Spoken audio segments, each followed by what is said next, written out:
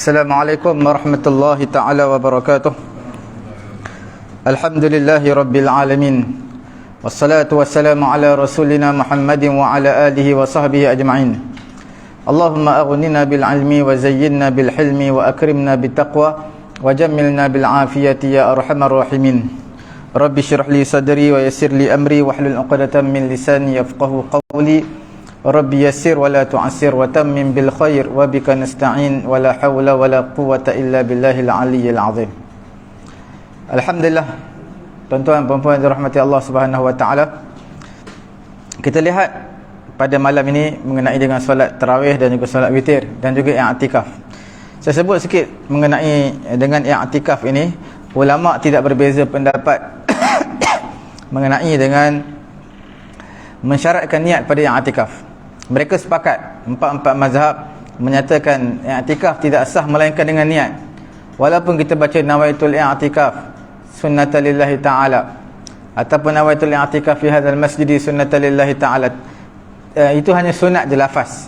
Yang penting adalah niat dalam hati, saja aku beri'tikaf kerana Allah Subhanahu wa taala.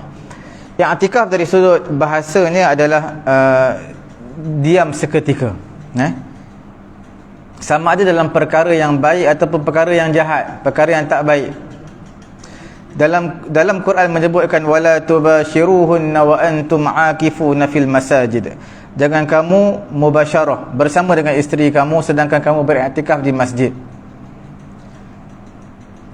I'tikaf di masjid. Satu lagi i'tikaf untuk berhala, ya'kufuna ala asnamil lahum. Mereka beriktikaf di depan berhala mereka, berhala. Jadi mereka kelilingi berhala. I'tikaf juga untuk perkara yang baik dan juga perkara yang tak baik. Tapi bila sebut i'tikaf, yang dari sudut syariatnya adalah duduk di masjid. Dia adalah satu ibadat. Satu ibadat.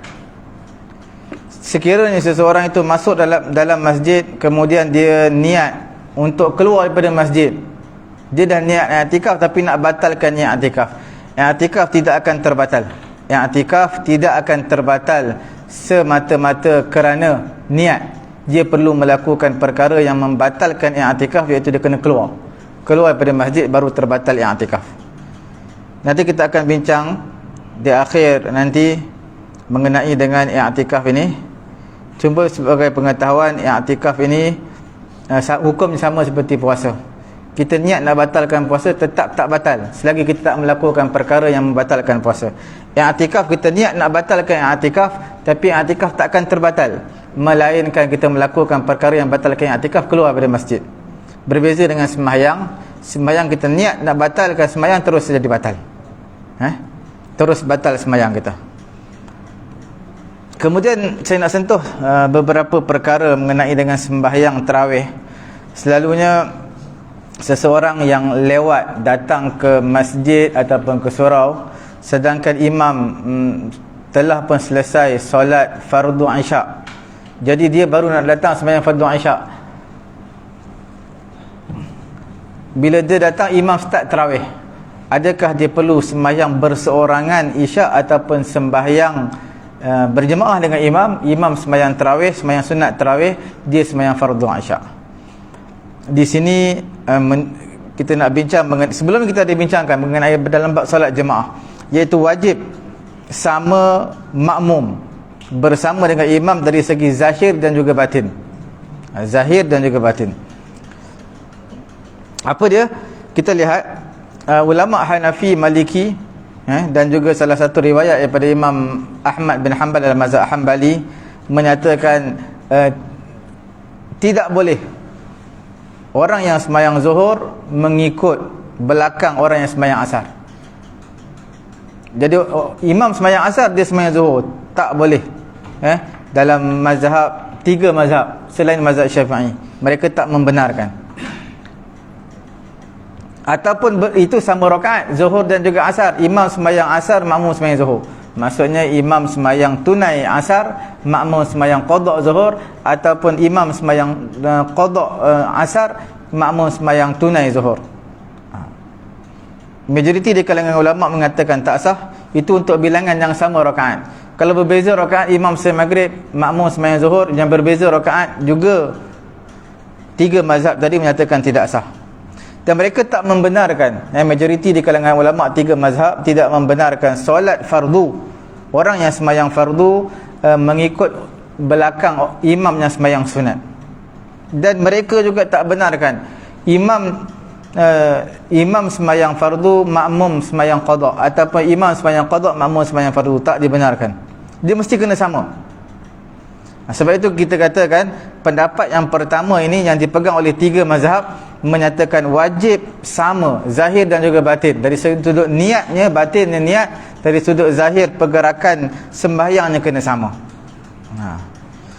Dari sudut sebab, fi'il dan juga perletakan sembahyang dari semuanya kena sama. Sifat sembahyang semua kena sama.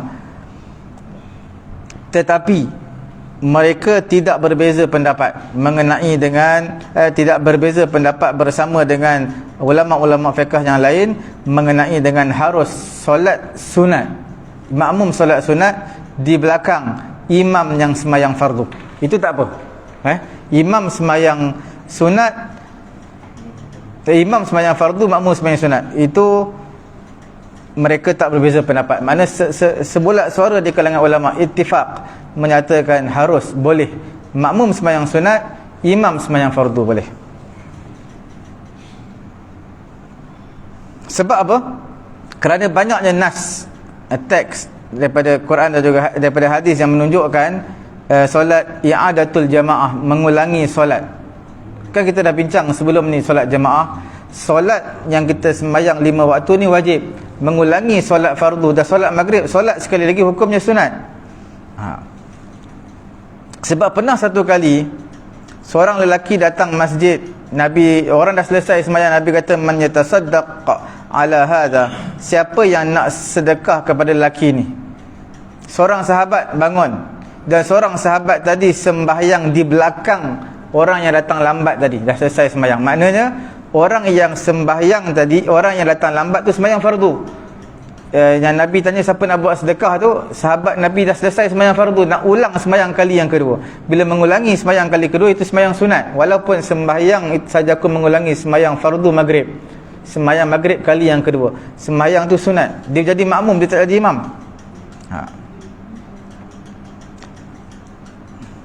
Jadi di sini solat orang yang mengikut, jadi solat sunat mengikut imam yang sembahyang fardu, itu dibenarkan. Seperti itu juga mereka membenarkan solat orang yang sembahyang sunat di belakang imam yang sembahyang fardu, kerana sebab yang lain, iaitu kerana sembahyang fardu itu lebih kuat berbanding sembahyang sunat. Sembahyang sunat dia tak kuat. Sebab itu bila mana orang yang datang lambat, terutama bila buka puasa semua, datang imam dah start sembahyang isyak, dah habis dah start tarawih. Yang makmum seorang ni tak sembahyang isyak lagi, dia tak boleh sembahyang tarawih. Sebab syarat nak sembahyang tarawih kita bincangkan sebelum ini, wajib sembahyang isyak dulu baru boleh sembahyang tarawih. Jadi dia pun ikut imam, cuma bila ikut imam dia kena sembahyang isyak. Cuma yang lebih selamat keluar daripada perbezaan pendapat di kalangan ulama, khurujul khilaf mustahab, keluar daripada perselisihan pendapat ulama, itu lebih selamat. Jadi sembahyang seorang, dia tak perlu mengikut imam. Sebab dalam mazhab Syafi'i dia menyatakan boleh,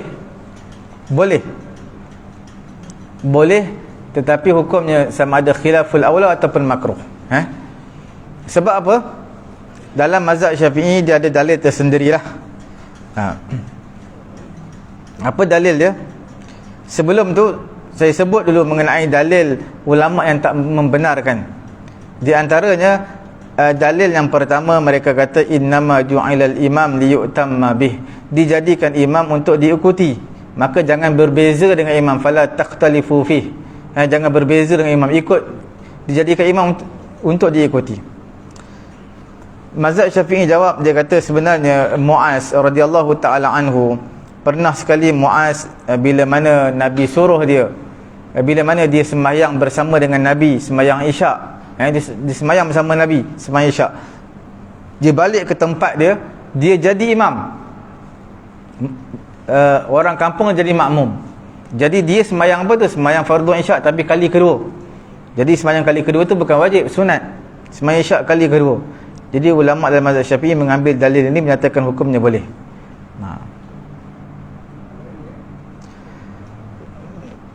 Cuma kita menyatakan keluar daripada perbezaan pendapat itu lebih selamat. Bila lebih selamat bagaimana? Orang yang datang lambat ketika mana imam dah solat sunat tarawih, dia lebih selamat dia sembahyang seorang isyak. Dia tak perlu ikut imam. Kalau dia ikut boleh, tak ada masalah, bukanlah kita kata batal, tidak batal. Untuk keluar daripada perbezaan pendapat di kalangan mazhab-mazhab yang lain yang majoriti tak membenarkan. Sebab imam sembahyang sunat tak kuat. Makmum sembahyang fardu isyak tu kuat. Jadi khurujul khilaf mustahab, keluar daripada khilaf perbezaan pendapat di kalangan ulama itu perkara yang dituntut. Jadi di sini sebagai pengetahuan untuk tuan-tuan, kalau datang lambat lebih baik sembahyang berseorangan diri. Kerana sembahyang berseorangan diri semua ulama kata sah, tak ada ulama kata tak sah.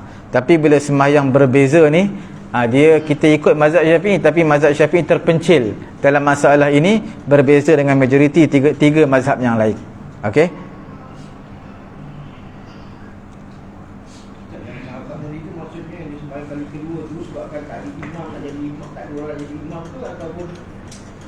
Dia sembahyang kali kedua, mungkin Muaz ni antara orang yang hebat lah, antara orang yang hebat. Bila dia balik ke tempat dia akan jadi imam. Bila dia jadi imam, dia dah sembahyang kali kedua. Tadi dah sembahyang bersama Nabi, jadi makmum Nabi, sembahyang fardu isyak. Balik tempat dia sembahyang kali kedua isyak, jadi sembahyang sunat. Walaupun sembahyang tu sembahyang fardu, tapi bila dah sebut kali kedua dia jadi sunat lah. Macam haji juga, haji kali pertama jadi fardu, bila kali kedua automatik jadi sunat. Cuma ada di kalangan ulama yang jawab, dia menyatakan sebenarnya hadis tersebut adalah khusus untuk Muaz saja. Dia tak boleh diumumkan hukum dia. Ada yang menyatakan begitulah. Ada juga menyatakan Muaz sembahyang bersama Nabi itu sembahyang sunat, dia balik dia baru sembahyang fardu, betul. Ada yang menyatakan begitu. Kemudian kita lihat lagi mengenai dengan solat sunat. Solat sunat ada dua. Ada solat sunat disunatkan berjemaah, ada solat sunat yang tidak disunatkan berjemaah. Solat sunat yang disunatkan berjemaah yang paling afdal sekali solat sunat hari raya lah. Sebab apa solat sunat hari raya paling afdal? Yang terafdal sekali solat sunat hari raya Aidil Adha. Sebab solat sunat hari raya ni, sebab dia paling afdal kerana dia macam sembahyang fardu. Dari segi apa sama tu? Dari segi waktu dia. Waktu dia waktu pagi, sembahyang sunat hari raya. Sembahyang Jumaat pun pagi juga, siang lah, maksudnya siang. Kemudian dibuat secara berjemaah. Kemudian mengenai solat sunat hari raya ni, ada ulama menyatakan hukumnya fardu kifayah, bukan lagi sunat. Cuma yang terafdal adalah solat sunat hari raya Aidil Adha. Kerana Aidil Adha ini dia mengumpulkan dua ibadat yang besar dalam bulan haram. Dia bulan haram, bulan Zulhijjah. Bila Zulhijjah tu bulan haram. Dalam Islam 4 bulan haram: Zulqa'dah, Zulhijjah, Muharram dan juga Rejab. 4 bulan berada dalam bulan haram. Sembahyang hari raya Aidil Adha bulan Zulhijjah dan mengumpulkan dua ibadat besar, ibadat haji dan juga ibadat korban. Kemudian sembahyang sunat gerhana matahari dan juga gerhana bulan. Gerhana matahari diutamakan sebab Quran sebut wa khasafal qamar. Quran sebut matahari dulu baru bulan. Dan juga manfaatnya lebih besarlah, manfaat matahari berbanding bulan. Okey. Kemudian kita lihat yang ketiga solat sunat istisqa, dan yang keempatnya solat sunat witir. Witir ini Nabi SAW menyatakan autiru fa innallaha witrun yuhibbul witr. Kamu berwitirlah kerana sesungguhnya Allah Ta'ala itu witir. Allah Ta'ala itu ganjil dan suka perkara yang ganjil. Sebab tu buka puasa pun kena kurma sama bilangan yang ganjil, 3 ataupun 5 ataupun 7. banyak sangat pukul 7. Sebab kurma tu manis, kena kurangkan manis dalam makanan. Okey. Al-witru haqqun wajibun ala kulli muslim. Faman ahabba an yutira bi khamsin falyaf'al aw bi salasin falyaf'al aw bi wahidatin falyaf'al. Riwayat daripada Abu Daud. Witir itu adalah hak yang wajib kepada setiap orang Islam. Sebab tu dalam mazhab Hanafi kata wajib, sebab dalam matan hadis ni, teks hadis ni kata witir adalah hak yang wajib ke atas setiap orang Islam. Cuma dia selepas daripada hadis ini, dia menyebutkan faman ahabba. Walaupun awal-awal kata witir adalah hak yang wajib, selepas daripada itu disebutkan siapa yang nak buat witir 5 buat, siapa yang nak buat 3 buat, siapa yang nak buat 1 pun buatlah.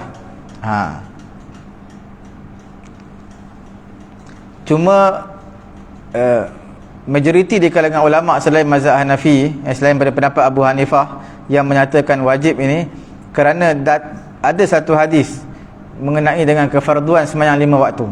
Ada orang Arab Badui tanya kepada Nabi, hal alayya ghairuha, ada tak kewajipan sembahyang selain dari 5 waktu ni? Nabi kata la, tidak ada. Jadi maksudnya sembahyang tu hanya 5, tak ada 5 waktu yang diwajibkan, tak ada lebih. Jadi kita katakan yang dinamakan al-witru haqqun wajib, witir itu adalah hak yang wajib. Dalam teks hadis itu menunjukkan seperti mana mandi Jumaat. Pernah dalam hadis Nabi kata mandi Jumaat itu wajib. Jadi wajib tu bukan makna mesti sebelum sembahyang Jumaat mesti mandi, tidak. Yang dimaksudkan wajib ini bukan makna literalnya, tetapi maksudnya diberi penekanan, penegasan mengenai dengan mandi Jumaat ataupun solat sunat witir.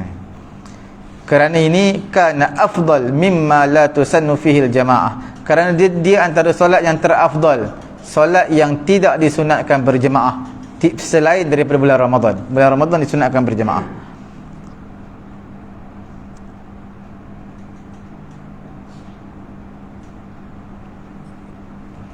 Paling kurang 1 rakaat. Dan Imam Asy-Syarqawi menyatakan kalau al-mudawamah alaiha, berterusan 1 rakaat je, tak naik-naik, 1 rakaat je, Imam Asy-Syarqawi menyatakan hukumnya makruh. Kalau seseorang itu sembahyang witir, contoh dia sembahyang witir, kemudian dia tak sebut bilangan rakaat, saja aku solat sunat witir kerana Allah Ta'ala, maka ada 2 pendapat. Pendapat Ibnu Hajar menyatakan kalau dia sembahyang macam tu, saja aku solat sunat witir kerana Allah Ta'ala, tak sebut berapa banyak bilangan rakaat, maka pada ketika itu, ini sembahyang seorang lah. Kalau sembahyang ikut imam je lah. Kalau sembahyang tak sebut bilangan rakaat ini, pendapat Ibnu Hajar kata paling kurang adalah 3 rakaat. Pendapat Ibnu Hajar, dia kata terpulang, 1 rakaat boleh, 3 rakaat boleh, 5 rakaat boleh, bila dia tak menyebutkan bilangan rakaat. Tetapi di sisi Imam Ramli, bila sebut saja aku solat sunat witir, tak sebut bilangan rakaat, Imam Ramli kata kena 3 rakaat. Ini pendapat antara Imam Ramli Ibn Hajar, 2 pendapat kuat lah. Paling banyak adalah 11 rakaat. Walaupun diselang dengan solat-solat yang lain. Contohnya di solat sunat witir 2 rakaat, kemudian solat tahajud, kemudian solat taubat dan sebagainya, sambung lagi witir, boleh, tak jadi masalah.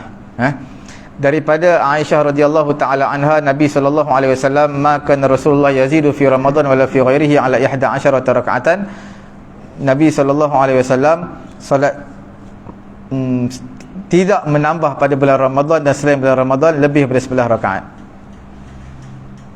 Dan kesempurnaan yang paling rendah untuk solat sunat witir, dia sempurna, tapi sempurnaan yang paling rendah adalah bilangannya 3 rakaat. Kana sallallahu alaihi wasallam yutir bi salas. Nabi sallallahu alaihi wasallam witirnya 3 rakaat. Dan yang sempurnanya adalah 5, 7 dan juga 9. Waktu solat witir ni dia sama seperti waktu solat tarawih. Sama waktu dia. Maknanya solat sunat bermula daripada lepas sembahyang fardu Isyak dan berakhirnya azan subuh habis. Sama, solat tarawih pun sama waktu dia, seperti solat witir. Nabi SAW, kita lihat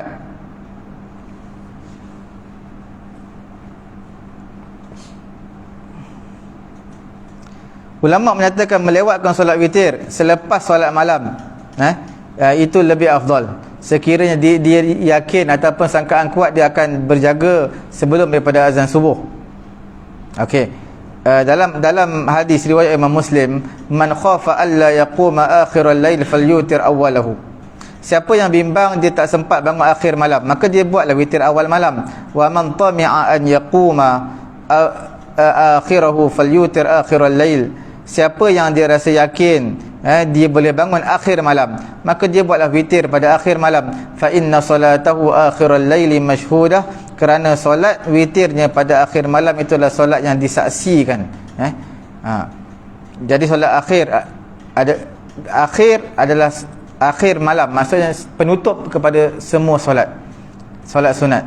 Itu yang terbaiklah, kerana Nabi kata ij'alu akhir salatikum bilaili witran, jadikan akhir solat kamu solat witir. Jadikan akhir solat kamu adalah witir pada waktu malam. Kemudian witir ni dia boleh buat wasal dan juga fasal. Wasal ini makna bersambung, 3 rakaat 1 salam, 5 rakaat 1 salam boleh, 3 rakaat 1 salam boleh. Kalau itu lebih afdal lah, 3 rakaat 1 salam lebih afdal berbanding dengan apa? Berbanding dengan 2 tasyahud. Kalau nak buat 2 tasyahud pun boleh juga witir. Tapi buat 1 tasyahud, buat 1 tahiyat, itu lebih afdal berbanding buat 2 tahiyat. Okey. Kerana sabit setiap daripada keduanya dalam riwayat Imam Muslim daripada perbuatan Nabi. 1 tasyahud, 1 tahiyat pun Nabi buat, 2 tahiyat pun Nabi buat dalam solat witir. Cuma solat secara wasal ini dia tak boleh lebih daripada 2 tahiyat. Tak boleh lebih daripada 2 tahiyat. Tak kira berapa bilangan rakaat pun solat witir tu. Dan tahiyat tak boleh buat suka-suka. Tahiyat mestilah tahiyat akhir satu, tahiyat sebelum tahiyat akhir. 2 kali tahiyat saja yang dibenarkan. Kerana tak datang dalam hadis Nabi selain daripada itu. Nabi tak buat nak buat 5 rakaat 1 salam, tapi tak buat 2 tahiyat. Tahiyat pertama rakaat kedua, tahiyat kedua rakaat yang kelima. Tak ada. Rakaat yang terakhir tahiyat, kemudian 1 rakaat second last, 2 rakaat terakhir itu buat tahiyat. Itu dibenarkan. Namun di sana seperti biasalah, fasal itu lebih afdal daripada wasal. Sembahyang 2 rakaat beri salam, kemudian 1 rakaat, itu lebih afdal. Ataupun 2 rakaat beri salam, 2 rakaat beri salam, 1 rakaat beri salam, 5 rakaat, itu lebih afdal berbanding kita wasal sambungkan. Sebab apa? Kerana hadis yang menunjukkan fasal berpisah-pisah, 2 rakaat beri salam, 2 rakaat beri salam, 2 rakaat beri salam, 1 rakaat beri salam, itu hadisnya banyak.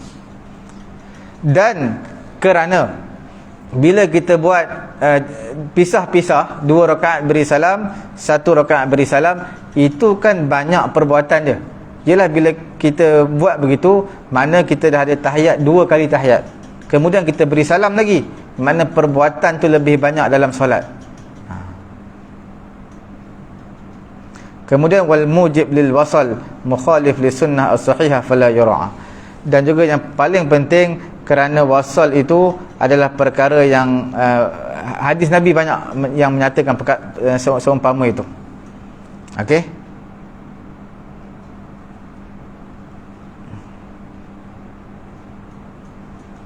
Kemudian bila dia berwitir, witir 3 rakaat disunatkan.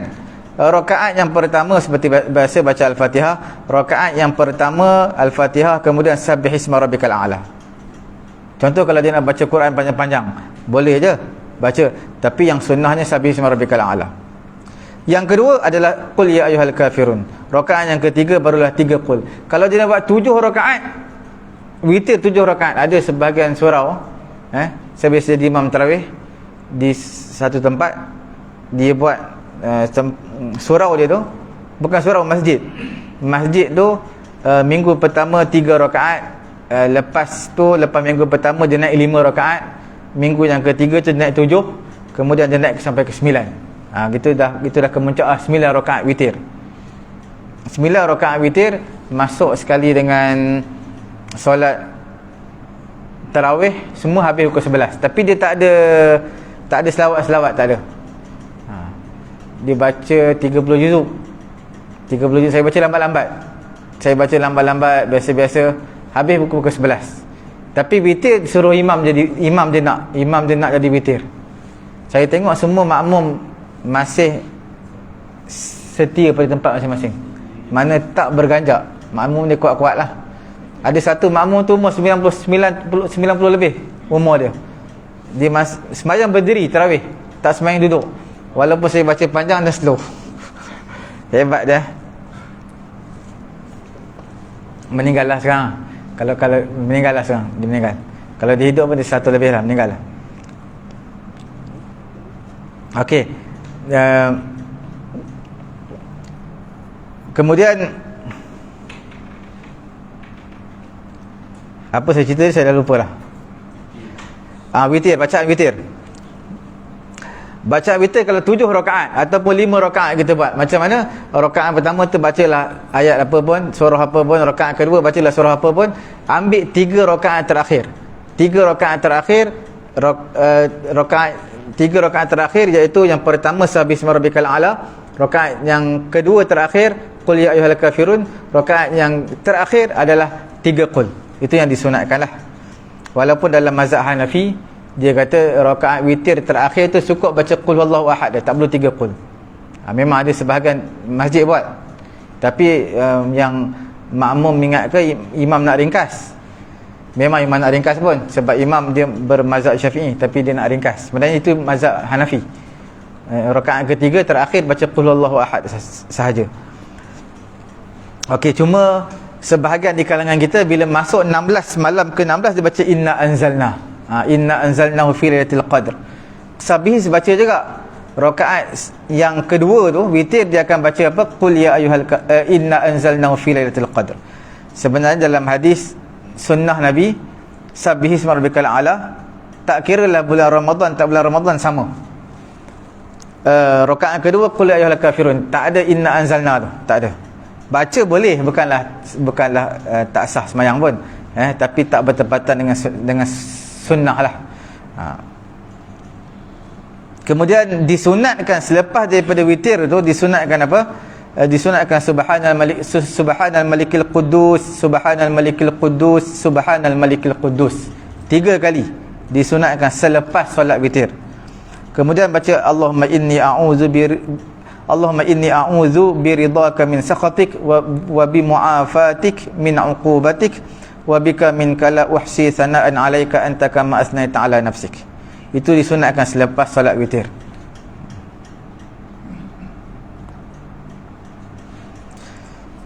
Solat tarawih ni mazhab Syafi'i kita hanya dibenarkan 2 rakaat beri salam, 2 rakaat beri salam. Kalau lebih daripada 2 rakaat, 3 mazhab yang lain kata sah. Mazhab Syafi'i tak sah. Mazhab Syafi'i tidak boleh 4 rakaat 1 salam solat tarawih. Mazhab lain boleh. Mazhab Syafi'i kita tak benarkan. Solat tarawih mesti 2 rakaat beri salam, 2 rakaat beri salam. Kalau 4 rakaat beri salam, mazhab Syafi'i kita tak sah. Sebab apa? Sebab dalam hadis datang macam tu, sembahyang 2 rakaat, 2 rakaat, sembahyang 2 rakaat, 2 rakaat saja.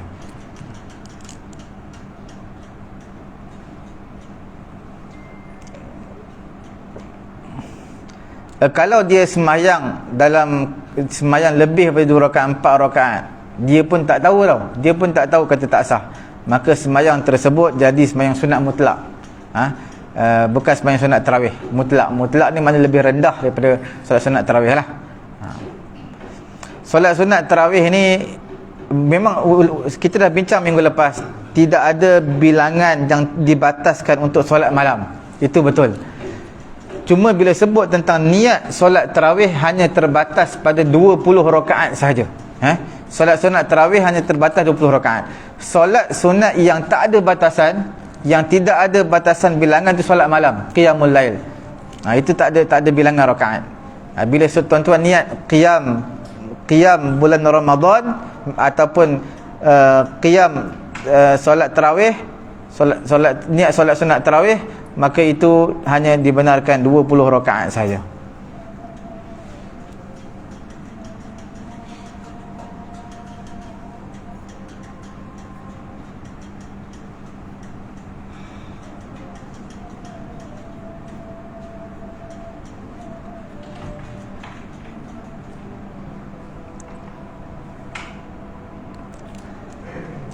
Kalau berlaku pertembungan sembahyang isyak di awal bersama solat tarawih, ataupun dikemudiankan solat isyak, bangun tidur nanti baru solat isyak dan juga solat tarawih, mana lebih afdal?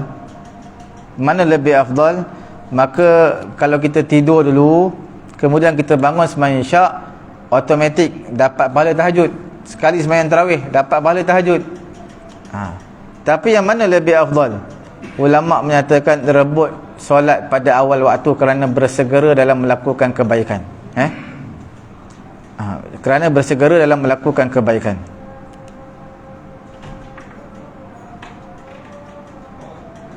Okey. Kemudian kita nak sebut satu lagi mengenai dengan solat sunat.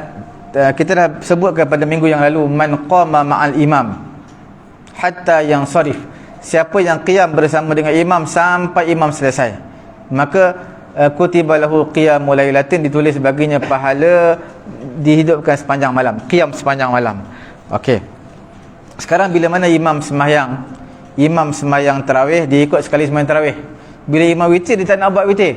Sebab apa tak nak buat witir? Dia kata, Nabi kata, ij'alu akhir salatikum bil laili witran, jadikan akhir solat kamu tu witir. Jadikan akhir solat kamu tu witir. Jadi dia kata dia nak witir. Dia nak witir akhir sekali. Sebenarnya lepas sembahyang witir pun boleh. Boleh sembahyang sunat lagi, tak ada masalah. Okey, di sini ada dua cara lah. Ada dua cara. Sebenarnya ada tiga cara. Cara yang pertama, kalau tuan-tuan tak sembahyang cara yang pertama, kalau tuan-tuan tak sembahyang witir berjemaah, maka tuan-tuan akan balik rumah sembahyang di akhir malam. Tuan-tuan sembahyang seorang, tak dapat pahala berjemaah. Itu yang pertama. Yang keduanya, tuan-tuan tak dapat ganjaran kutiba lahu qiyamul lailatin, seumpama beribadat sepanjang malam kalau ikut imam daripada awal sampai ke akhir. Jadi cara dia, tuan-tuan ikut saja imam, tak jadi masalah. Imam buat 3 rakaat, kita buat 3 rakaat. Imam buat 3 rakaat witir, kita buat 3 rakaat. Lepas tu esok buatlah sembahyang lain, selain daripada sembahyang witir. Okey. Cara yang kedua adalah tuan-tuan, imam sembahyang witir 2 rakaat, kita ikut 2 rakaat. Kemudian imam bangun tambah 1 rakaat untuk solat witir, jadi ganjilkan 3 rakaat. Kita niat 2 rakaat, sajaku solat witir 2 rakaat. Jadi imam beri salam, kita tambah 1 rakaat lagi. Kita tambah 1 rakaat, jadi maknanya kita genap. Kita 4 rakaat, imam 3 rakaat. Kemudian tuan-tuan boleh 1 rakaat lagi tu, kan 4 rakaat dah sembahyang witir. 1 rakaat tuan-tuan boleh simpan. Simpan bila? Esok subuh tuan-tuan sembahyang, penutup kepada sembahyang sunat lain. Itu pun boleh. Sebenarnya dalam mazhab Syafi'i kita ada 2 pendapat lah. Pendapat Ibnu Hajar dan juga pendapat Imam Ramli. Pendapat Ibnu Hajar kata, dia kata siapa dah sembahyang tarawih dalam bilangan yang ganjil, tak kira 3 ke 5 ke, dia masih boleh sembahyang witir lagi. Sembahyang lebih witir. Sembahyang witir, yang penting jangan lebih 11 rakaat. Maknanya dia sembahyang 3 rakaat bersama imam lepas tarawih, dah sembahyang dah. Okey. Esok bangun pagi, sebelum subuh sahur bangun, solat lagi witir 2 rakaat, 2 rakaat, 2 rakaat. Boleh. Tapi jangan buat ganjil, sebab tuan-tuan dah buat ganjil dah. Tetapi pendapat ini berbeza dengan pendapat Imam Ramli. Imam Ramli kata dah buat 3 rakaat, tak boleh buat lagi dah witir. Sebab Nabi kata la witrani fi lailatin, tidak ada witir dalam satu malam. Witir tidak ada 2 witir dalam satu malam. Okey. Cuma ulama-ulama, sahabat-sahabat dahulu seperti Ibnu Umar dan juga beberapa sahabat-sahabat besar yang lain, mereka akan ada penutup dan bukanya. Solat witir 3 rakaat tutup. Tiba-tiba esok bangun awal, mereka buka 1 rakaat. Buka 1 rakaat. Bila buka 1 rakaat jadi genap 4. Kemudian mereka solat sunat banyak-banyak. Kemudian di akhir tu mereka witir sekali lagi, ganjilkan. Jadi mereka tutup, buka dan tutup. Ramai di kalangan sahabat-sahabat yang besar, mereka melakukan perkara ini, tetapi pendapat Ini ulama menyatakan sahabat-sahabat ini mereka lakukan kerana mereka tak sampai kepada mereka larangan hadis yang menyatakan tidak ada 2 witir dalam satu malam. Sebenarnya siapa yang buat tutup witir, buka tutup, dia bukan kata 2 witir, 3 witir je buat. 3 witir, bukan 2. Nabi kata tak ada 2 witir dalam satu malam, dia buat 3 witir. Satu tutup, kemudian buka 1 rakaat, kemudian tutup lagi di akhir solat 1 rakaat, semua 3. Kemudian solat tarawih ini, tuan-tuan nak lebih khusyuk, tuan-tuan kena pegang Quran lah, dengar imam baca. Itu lebih khusyuk, lebih fokus. Sebab kita bila kita perkara pertamanya, bila kita tak faham bahasa Arab. Bila tak faham bahasa Arab, bila imam baca Quran, kita tak dapat hayati maksud dia. Bila tak dapat hayati maksud, kita akan khayal, kita tak fokus.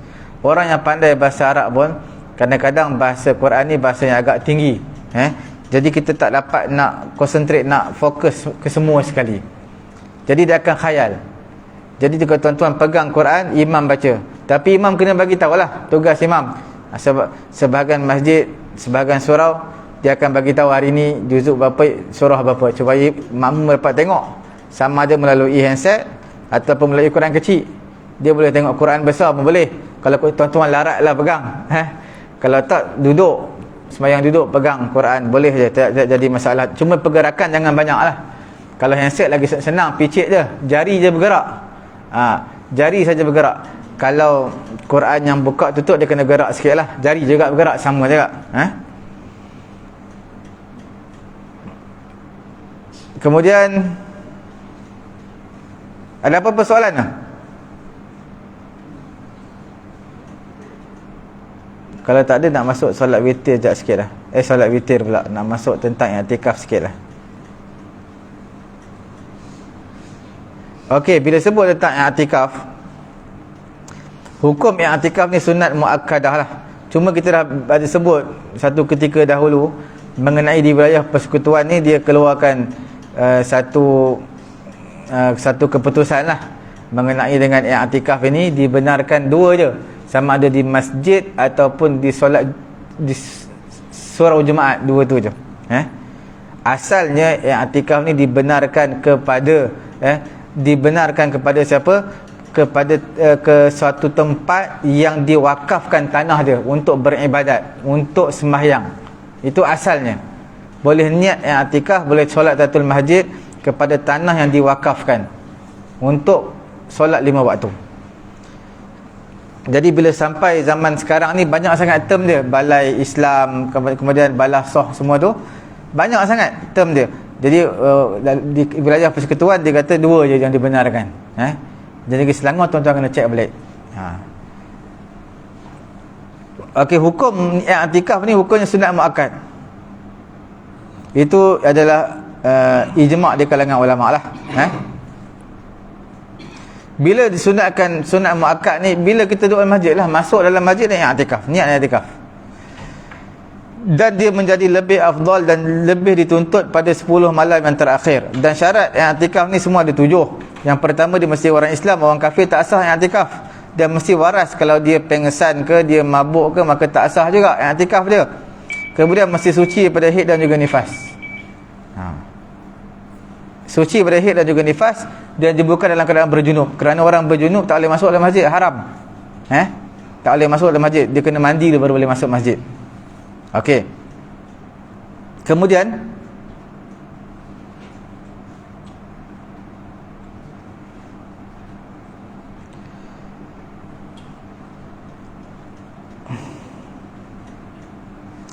syarat ataupun rukun i'tikaf ni, yang pertamanya kena ada orang yang beriktikaf lah. Ada orang yang beriktikaf. Dan syarat-syarat yang 7 tadi, ada 3 lagi di antaranya, iaitu yalbas fawqa qadri tama'ninatin as-salah. Tama'ninatis salah, iaitu hendaklah dia duduk dalam masjid lebih daripada kadar tama'ninah. Kadar tama'ninah ni sekadar subhanallah. Jadi dia kena lebih daripada tu. Baru dibenarkan niat i'tikaf. Maknanya lebih daripada tu. Kalau duduk 5 saat pun boleh. Duduk 5 saat pun boleh niat i'tikaf.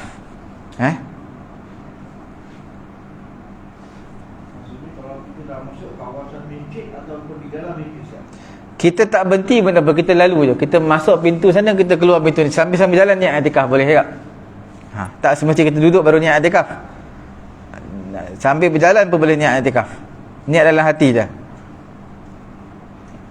Dah haram kepada orang berjunub untuk masuk lah.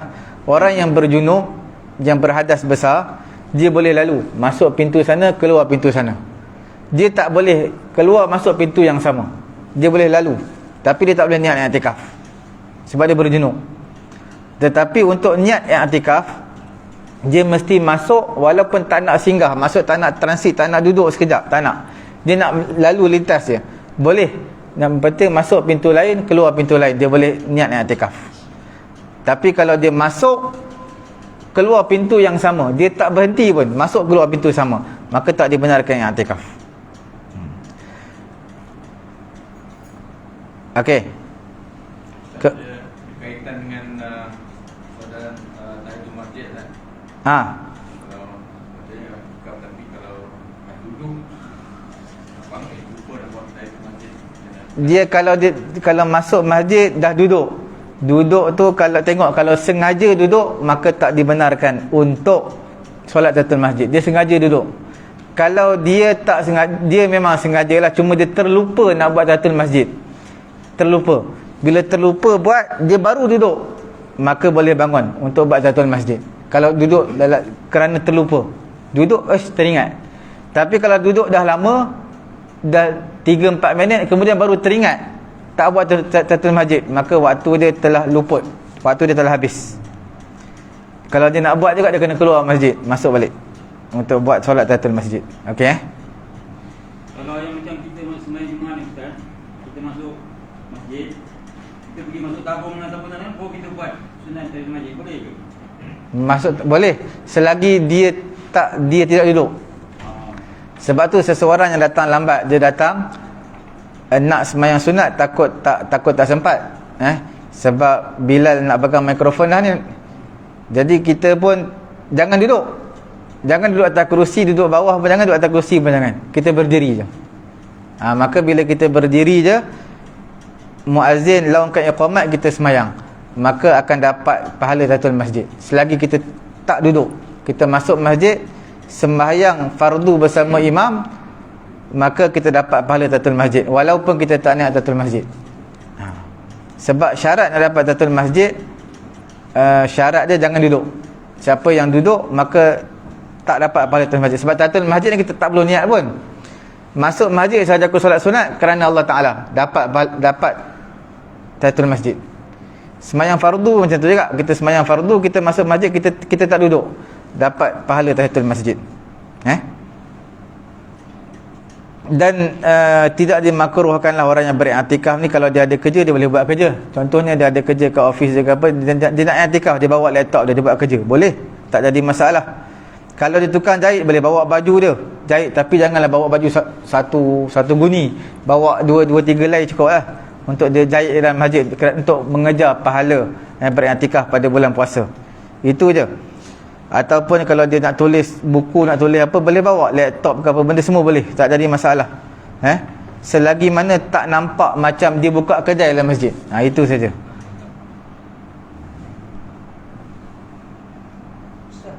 Apa dia? Qada solat fardu.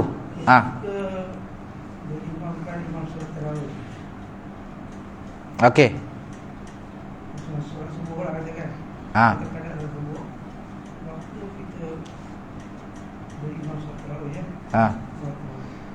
Macam kita bincang awal tadi lah, majoriti di kalangan ulama tidak membenarkan, melainkan mazhab Syafi'i dia benarkan.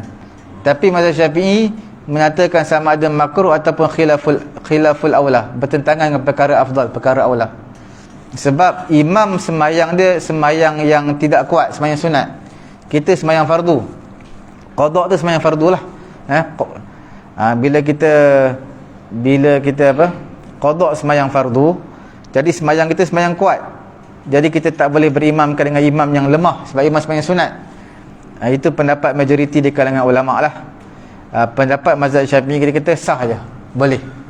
Tapi berbeza dengan 3 mazhab yang lain. Sebab itu siapa sampai lambat, imam dah selesai sembahyang, kita sembahyang seseorang belakang. Untuk keluar daripada perbezaan pendapat di kalangan ulama, itu lebih selamat tau. Sebab bila mana kita keluar daripada perselisihan pendapat di kalangan ulama, kita sembahyang seseorang, sembahyang syak, tak berimamkan kepada makmum imam yang solat tarawih, semua ulama kata sah. Semua ulama kata sah. Sebab apa? Kita sembahyang seorang. Tapi bila kita sembahyang berimamkan dengan imam yang solat sunat, kita solat fardu, itu ulama berbeza pendapat. Bila kita keluar daripada perbezaan pendapat di kalangan ulama, itu lebih selamat. Ustaz, kalau macam solat tarawih tu, selepas selawat tu kan, selawat tu habis 2 rakaat ada selawat kan, selawat. kalau orang tu bangun buat solat qada subuh, boleh Ustaz macam tu? Boleh. Tapi kalau selawat dia tu, tapi selawat selalunya ringkas. Dalam beberapa saat je, mungkin dalam 30 ke 40 saat je, ringkas. Jadi kalau dia nak buat, dia nak laksanakan solat sunat lain, boleh. Qada pun boleh. Tapi sebab selawat kita pendek, kalau selawat yang panjang-panjang boleh. Contohnya daripada solat tarawih nak pergi ke witir, kita selalu panjang sikit, boleh lah. Kalau dia tak nak selawat, dia kata aku nak buat solat sunat, boleh. Dan bila mana beriktikaf ni bercakap dalam masjid perkara yang tak berdosa, boleh. Dia tak adalah seperti orang Melayu kita kata menghilangkan 40 tahun apa? Ibadat tidak diterima Allah. Tidak. Sebenarnya bercakap selagi benda tu tak berdosa, boleh. Dalam masjid ataupun surau. Makan, minum, kalau kita niat i'tikaf, boleh. Selagi mana kita tak mengkotorkan, mencemarkan masjid. Kemudian yang ketiganya adalah kita niat i'tikaf. Niat i'tikaf ni sekali je kita masuk niat i'tikaf. Tidak perlulah kita hadirkan sepanjang kita duduk dalam masjid. Sepanjang kita duduk dalam masjid kita niat, aku sentiasa beriktikaf ni. Tak, kita niat sekali je. Saja aku beriktikaf, cukup.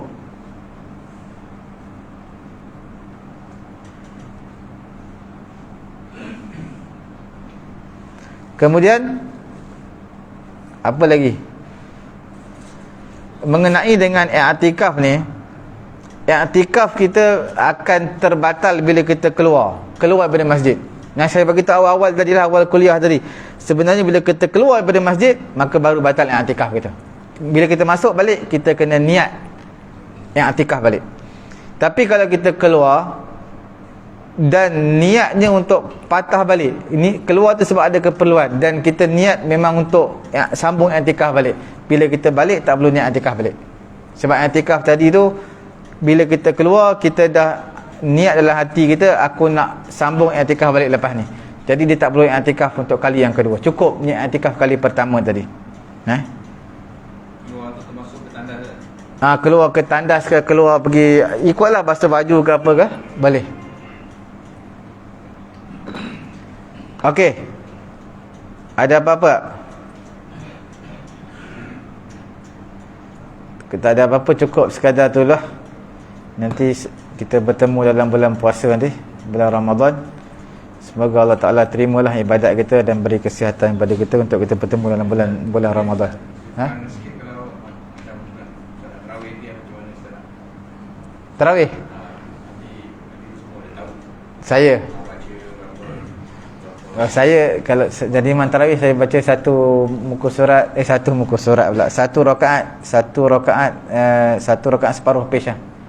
Kalau 2 rakaat, satu muka surat lah. 2 rakaat, satu muka surat. Jadi sebelum saya sembahyang, saya akan bagi tahu lah surah apa saya baca, ayat berapa, muka surat berapa. Supaya senang lah. Siapa nak cek ke, semak ke, itu je lah. di dalam tarawih tak ada buat, kalau ada ayat sejadah tak? Ayat sejadah kalau ada saya akan bagi tahu sekiranya ada. Sejuk juga Ustaz akan buat tak? Kita buat juga. Tapi sebelum sembahyang saya akan bagi tahu dulu. Sebelum sembahyang.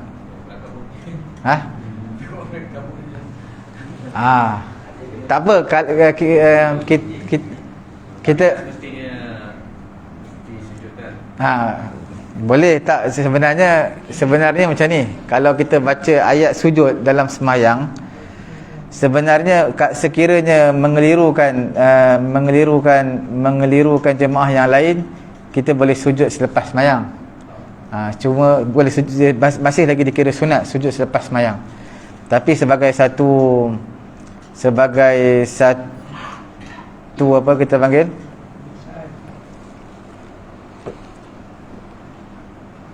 sebagai satu pengajaran lah, supaya makmum semua tahu. Bila kita kata sujud pada ayat ni, mana dalam sembahyang sunat pun kita boleh sujud. Bukan kata sembahyang sunat, sembahyang fardu pun sama, sujud sembahyang fardu. Tapi sekiranya mengelirukan jemaah, tak apa, kita boleh buat lepas sembahyang. Lepas sembahyang kita boleh buat sujud. Itu je lah. Sebenarnya kalau ikutkan, yang paling penting daripada itu sebenarnya, sebelum sembahyang ni kita kena bagi tahu apa benda maksud ayat yang kita akan bacakan. Itu yang sebenarnya isi kandungan ayat yang kita baca lah. Tapi kita tak baca sebiji-sebiji lah. Mana kita ringkaskan. Dalam 8 rakaat ni kita akan baca surah ni. Surah ni menceritakan kisah begini. Sepatutnya begitulah. Okey, cukup itu lah. Semoga Allah Ta'ala beri kefahaman kepada kita. Kita bertemu nanti lepas raya nanti insya-Allah. Lepas raya. Subhanallahumma wa bihamdihi, subhanakallahumma wa bihamdika, asyhadu an la ilaha illa anta, astaghfiruka. Bismillahirrahmanirrahim. Alhamdulillahirabbil alamin, wassalatu wassalamu ala rasulina Muhammadin wa ala alihi wa sahbihi ajma'in. Allahumma anfa'na bima 'allamtana wa 'allimna ma yanfa'una wa zidna 'ilma. Alhamdulillahi ala kulli hal wa na'udzubillahi min hali ahli nar. Wa sallallahu ala sayyidina Muhammadin wa ala alihi wa sahbihi ajma'in. Alhamdulillahi rabbil alamin. Taqabbalallahu